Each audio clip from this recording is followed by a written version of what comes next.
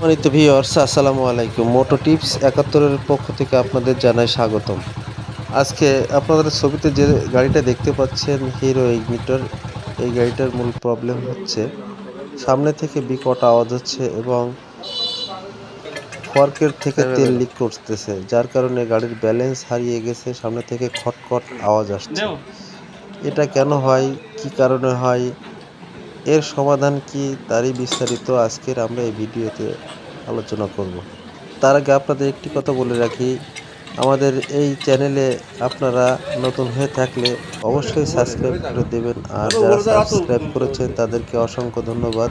আপনারা চাইলে আপনাদের বাইকের কোনো সমস্যা হলে কমেন্টে পারেন, আমি যথাযথভাবে আপনাদের এর উত্তর দেওয়ার চেষ্টা করব।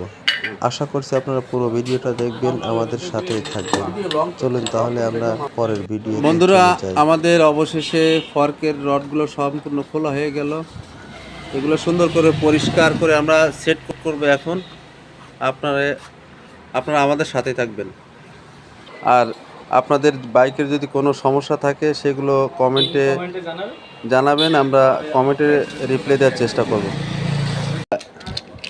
দেখতে পাচ্ছেন, যেহেতু গাড়িটা হচ্ছে হিরো ইগনিটর, আমরা হিরোর অরিজিনাল পার্টসগুলো ব্যবহার করার চেষ্টা করব। দেখতে পাচ্ছেন genuine parts, hero MotoCorp India লিমিটেডের এইটা।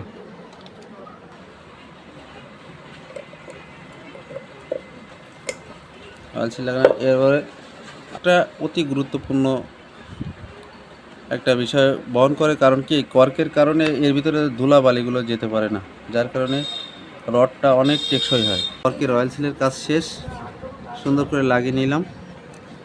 এরপর আমরা কর্কের এই হাইড্রোলিক রডগুলো সেট করব। কর্কের আমরা পুশ রডটা লাগিয়ে নিব। সর্বপ্রথম কর্কের পুশ রডটা লাগানোর আগে স্প্রিংটা সুন্দর করে লাগিয়ে নিব। এই লাগিয়ে নিলাম। আমরা বুশ বলি অথবা পিস্টন বলি, এটা লাগিয়ে নেব। এটা আমরা গ্যালেনটা সুন্দর করে লাগিয়ে নেব।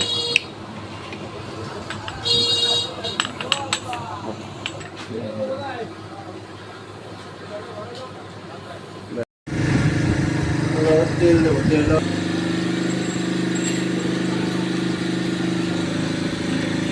করে চাপাই নিয়ে তেলটা সুন্দর করে ভিতরে ঢুকাই দেবো।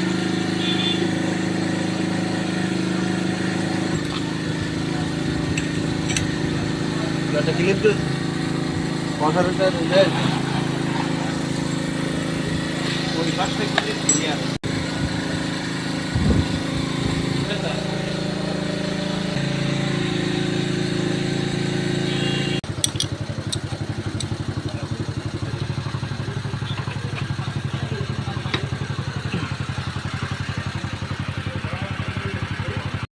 ফাইনালি অয়েল সিলের কাজ কমপ্লিট।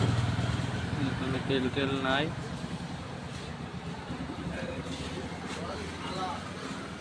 সমস্যা সমাধান হয়েছে, এনাদের সার্ভিসিং ভালো। এরকম নিত্য নতুন ভিডিও পেতে আমাদের চ্যানেলের সাথে থাকবেন। চ্যানেলটিকে সাবস্ক্রাইব করে দেবেন, লাইক, কমেন্ট ও শেয়ার করবেন।